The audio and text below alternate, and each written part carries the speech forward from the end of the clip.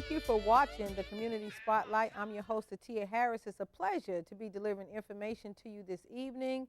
Here in the studio with me, I have Tanya Lewis, who is an expert in total wellness. So today the show is going to be about total wellness. How are you doing today, Tanya? Doing well. How about you, Tia? I'm doing excellent, fantastic, and amazing. And I Yeah. thank you so much for coming out here to share your wealth of knowledge with the audience that's tuning in to us. So let's start with establishing you. Why don't you give the audience a little bit of your background? Well, I am a professional certified coach. My masteries are in life balance and holistic wellness, and I work with smart people, mostly women, Okay. many entrepreneurs, innovators, leaders, and smart guys, couple smart guys, brave guys. And my whole passion is to help people create the life and the business that they love and the health and wellness that supports their mission and their flow. Well, let's talk about what makes health and wellness. It's somewhat of a formula. It's different areas in your life that you actually have to have balance in. So can you just give us an example of what some of those areas are? Yeah, for most of us, they come down to the same ones, the things that we care about. You're going to deal with spirituality. You're going to deal with money. That's a big one, too. And we can kind of touch on that if we have some time. So you're going to deal with money, career, and business. You're going to deal with relationships, another biggie that really does impact health. And then we're going to talk about contribution, what we're here for, purpose, how we live out our purpose and what we give to the world. And then, of course, health is another one. So kind of when you look at all of those, you can begin to say, you know, if I'm rating from 1 to 10, am I balanced? You know, am I really low in some and high in others? Mm-hmm. And what I do is work to help people form a balance, because our bodies and our bodies and our minds and our lives are always working to get into balance, always working to get into homeostasis. Okay, so let's start with spirituality. I was talking one time to a young lady that was a child psychologist and her husband, and they were basically saying when you have a child that has a religious, and it, not a specific religion, but a religious foundation, they typically tend to do better in life. Why do you think that is? I think it's because we are spirit. I mean, Mm-hmm. we've been created and we're synced to a creator. Mm-hmm. Everything about us craves the divinity, whether we Mm-hmm. get it or not. And that looks Mm-hmm. different for different people. Mm-hmm. So when you're not connected to your source, again, we talk about that balance, you're just Mm-hmm. not in an alignment. When people figure that alignment out, Mm-hmm. then they just begin to flow in all the other areas. And that's You what know, I think. another thing that comes to mind is oftentimes when you're dealing with different types of religious institutions, there's a lot of positive messages that are delivered. They give you hope, they give you faith, they stimulate you to move forward and press toward the mark on things that you might not normally press on. And they just give you the sense that you can do anything that you put your mind to. What's your comments on that? Yeah, I agree. I mean, I know for myself personally, I think, you know, even we were just talking about some childhood stuff before we started, and I know that even when I didn't really know what I know now, Mm-hmm. that I knew that God had a lot to do with a lot of things. And then when I really did embrace my faith, and for me, it was a lot of, I think, trying to piece together what had happened in my life and where I was going with it, and really needing God's help, his guidance, and his support. For me, I just felt like faith it brought that rise, that hopefulness that you mentioned. And I didn't really see that. You become a product of your environment, no matter what your socioeconomic status is, Mm-hmm. no matter where you live, where you grow up geographically. I think that just having faith Mm-hmm. made the difference in how I approach things and even how I left some things behind. You know, I think faith is a key to a lot of things, you know, making sure that, you know, you have in your mindset, I can set a goal, I can accomplish this goal before you even see it come to pass. And I think that some people do lack in that particular area. Sometimes we sabotage ourselves and we put stumbling blocks in front of ourselves, Mm-hmm. you know, and we did talk before the show started about some things about childhood. Sometimes you have people in your life where you have a certain talent, you have a certain gift, but they don't see it the way you see it, or it's not fully developed, so they sow bad word on it, and all of a sudden you respect that person, you receive that unto yourself, and all of a sudden this beautiful thing that is within you, that's a gift of yours, is now suffocated, you know. And even that happens oftentimes with goals. You mentioned finances. You have individuals out here that want to go into business for themselves, which is the best way to be. So I'd like to pause and talk about these finances, because right now, you know, most of us are trained that we have to have a W-2 job, and I'm not knocking that. It depends on the personality, and I think it's great to know how much money is coming in. But when you start learning about transactional sales, setting systems in place in businesses, the amount of money that comes in is far greater for a shorter period of time. So can you kind of address that, since you mentioned career and finance, and the difference between the W-2, the self-employed, and time freedom? Absolutely. What you said about going into business, you know, some people may choose to work for another company. Where that connects to health is whether or not you love that place, whether or not you love what you do, That's whether or not you're inspired. Some people do. Some people do, and when they go, they don't feel like it's work. If that's the position, now from where I sit, you're talking to an entrepreneur. I've been an entrepreneur for 19 years. I've been able to do things in regard to being a homeschooling mom, a mother of 6. I was able to call my own shots, own my schedule, and create the freedom to be home and work business and, you know, my meetings, even tonight, as we talked about some different things, able to make choices. So for me, I look at the luxury of choice as such a great commodity. Time is that. You can make more money if you lose money, but you can't get time back. So I think owning your own schedule and being able to create a life that you want, I think that, and everyone's different. I think personally my own philosophy is that you decide on the lifestyle that you want, meaning what you really love, what makes you tick. That looks different for all of us. What you want your schedule to look like. And then I think that we place work and how life in regard to work, because we spend so much time working, I think you need to create a system that works for the lifestyle that you want. So if you don't want to be slaving for 80 hours, it might not be a good idea to get in with a company that's going to require that, because then that's the piece with health. Then we've got this raise of stress, all the cortisol way high, and you're trying to eat salads and run marathons to stay healthy. But the reality is, because you don't love your work, you don't love what you do, that has an adverse effect on the body and the mind.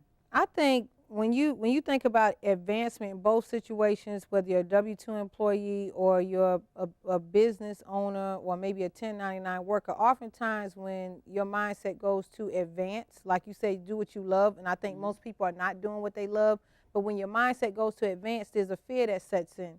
You know, okay, well, this higher position is available to me, but, you know, I'm not sure, you know, that I want to take it. You know, I've heard people say they want to promote me to manager, but I don't want to be the manager, and they have all these excuses, even though more money comes with that, higher benefits come with that. They have all these excuses as to why they don't feel comfortable taking that particular management position. Then you have a person that's in business, and they might be scared to take it to the next level. Then we have the problems with all these layoffs that are going on in the nation and the shortage of jobs. So with this in the mix, how do we overcome the fear, but yet also, even if we don't have fear, find this happy place that we need to be?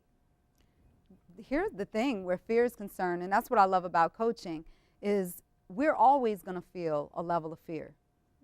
Once you get past one stage, there's the next level waiting. You have to feel the fear and do it anyway. Otherwise, we sit on the sidelines of life and wonder what that looked like, wonder what that could have been. And that doesn't promote your highest self. That's not God. That's where fear, fear rules. And that's what I say, for me, I love business. I love entrepreneurialism. I mean, that's why I coach people to develop their brand, their business, and really go forth. However, I think that, and right now, again, it comes down to being a seeker, being able to make some good decisions and do due diligence in regard to, is your job going to be enough? Because you might not advance in that job, but if you're laying in bed in fear and you're staying safe, but you really know, if I step out and start my own business, I'll be able to control this component. No one can fire you from your business.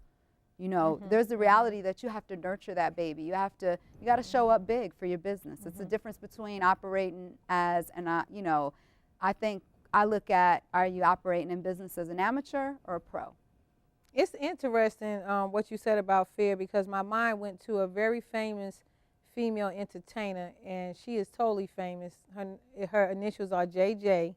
And I saw her on an interview one time, and she was saying that every time before she hits that stage, she is in fear before she hits that stage, before she goes out to do an awesome performance. So you're saying this is natural for us?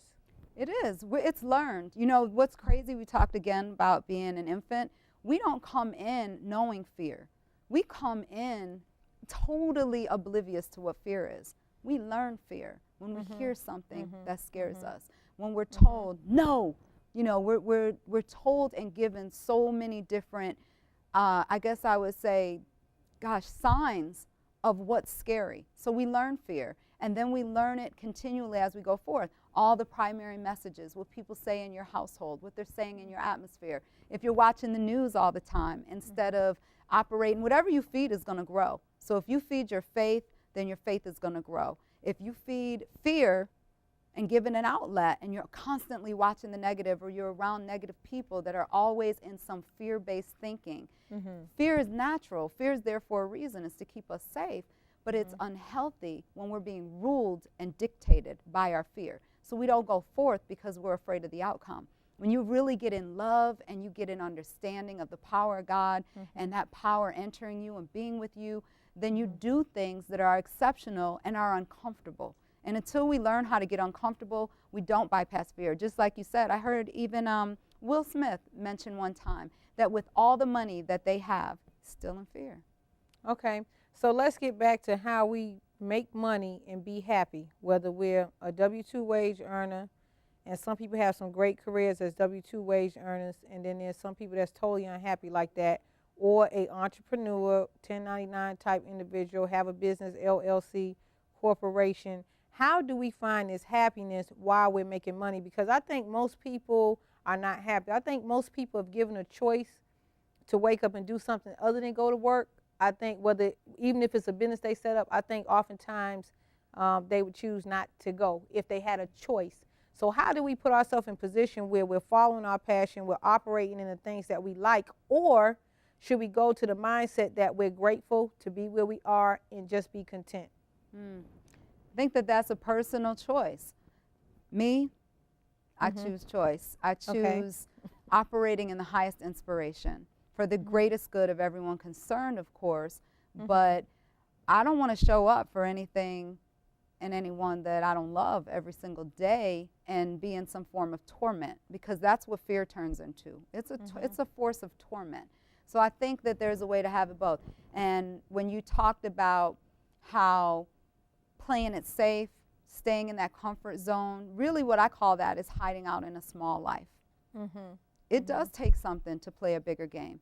And everyone's choice is going to be different. What you and I want to do and what we consider the most excellent thing or the bigger thing or the better thing, that looks different for someone else. I chose to homeschool my children and not go forth and be operating in business and a lot of my talents and gifts every hour of the day, because that was a priority to me, because that was a love for me. So it looks different, but what I do think is that you need to choose based on what's speaking to you. And we all have something that's calling us. We all have something that's speaking to us. But here's the thing.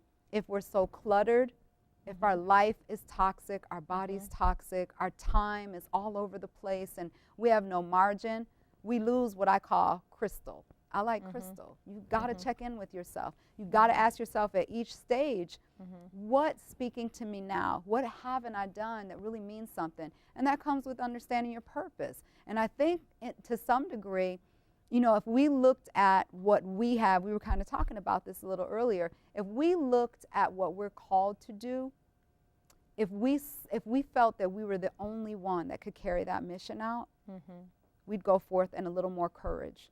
Courage is a gift. Bravery is a gift, and we're going to need it for every season of our lives. I just feel like you got to choose. How do you start to die and shrivel and shrink instead of expanding. You and I know we've reinvented ourselves over and over, honey. I've been so many different professions. You know, girl, reinvented and reinvented. But the beauty in that is the process of evolving. And I think sometimes that's why people need some support, you know, coaching, mentoring. And that's why you specialize in that area, because you exactly found a need of folks needing that in that area. Well, finances is definitely very important. If they're out of whack, that's going to create a lot of stress that we talk about. So you have to be balanced and whole in all these areas. And sometimes in order for you to be happy, you can go into a system that someone else has created, but you cannot be fearful of creating your own system as well. Right. You know, so there's a lot of programs out here. Even the government has programs that work with small businesses to help get them off the ground. And we have individuals like you in the area that do business coaching as well, that folks tend to turn to as well. So let's move on to health, because that is a big component too. We want a total balanced individual. So we talked about spirituality, finances. Now we're on to health. Now that is just, this is one of my favorite topics. You know, it's one of my favorite topics. You know, we have a crisis when it comes to what's going on with the food at the present time. It's just not the same that it used to be. The nutrients are not there. Can you elaborate on that for the people that are watching the show? Absolutely. And you and I, we've shared our love and our passion over and over in regard to what food really is. And it's not a lot of what's being eaten. Is it food? Right. Yeah. So let's talk about that. Yeah. We've got a lot more Franken food being consumed than we actually have food, whole food.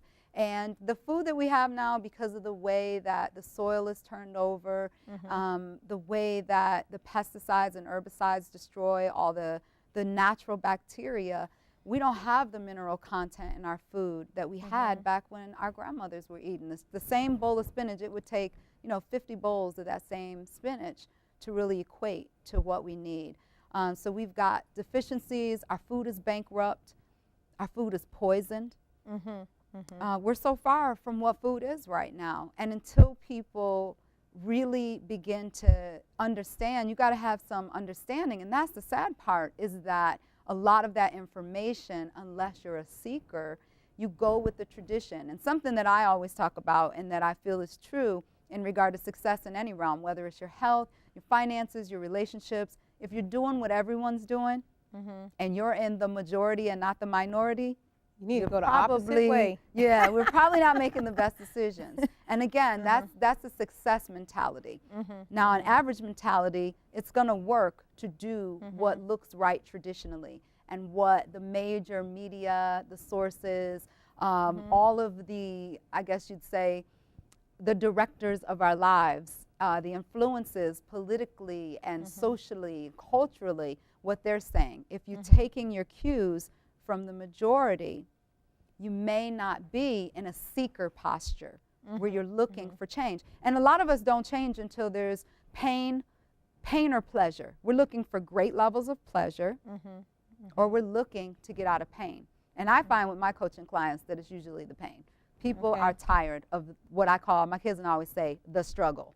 Tired of the struggle. I want to encourage the people that's watching the program to take on this assignment and do your research on Franken food versus whole food, and also GMO, genetically modified foods, because there's a lot of foods out here in our environment that's been tinkered with in the laboratory. And that may sound insane to someone, but when you start doing your research and your due diligence, you'll find that what I'm telling you is actually factual. So you need to figure out what's real food, what's food that has been tampered with. I mean, because you're ingesting some of this stuff and it's causing you to be ill. And we have so many people that have proven studies.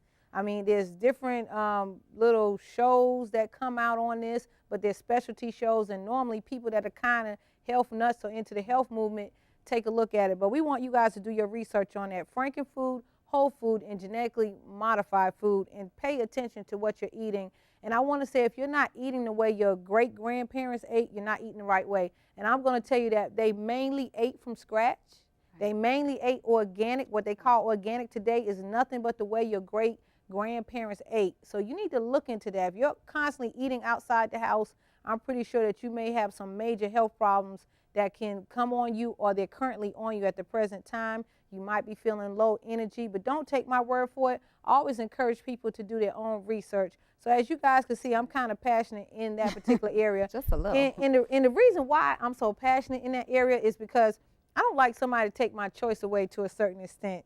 You know, these foods are not labeled right now at the present time, and there's a movement going on to get these foods labeled, which I think that's never going to happen, to be quite honest with you. So we have to do our own research, and so I'm so grateful to encounter Miss Tanya Lewis, who actually schooled me on some things and set me on the path. So now, you know, I'm buying things that are proper. Now, you said something else very important in regards to the mineral content and the depletion of minerals. It's not like it was back in the day when our great-grandparents were around. So supplements are very important. People need not to lose sight of supplements, but they need to have quality supplements as well, because some of the stuff that's on the market, it doesn't have to be 100% by standards.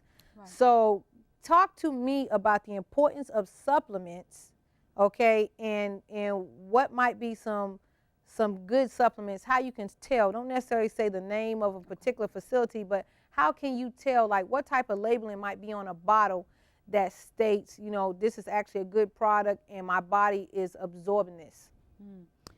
Yeah, I definitely have some favorites, but to stay away from those particular product names, I think what's important is to do the research on how it's sourced, how it's stored.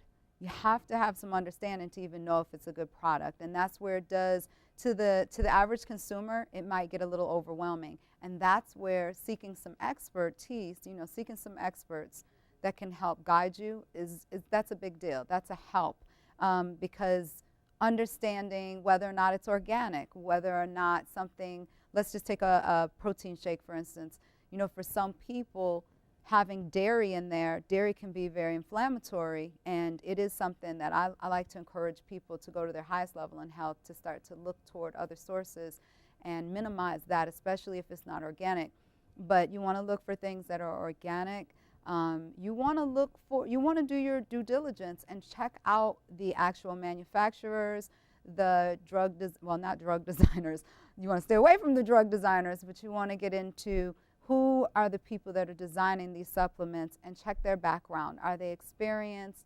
What type of credibility do they have in that field? And then it really does come down to consumer results. Let's say you have a personality out there that's saying, you know what, this sounds great. You know, I want to do my research in this particular area, but I would like someone that can actually kind of lead me and guide me in that particular area. I mean, what advice would you give them?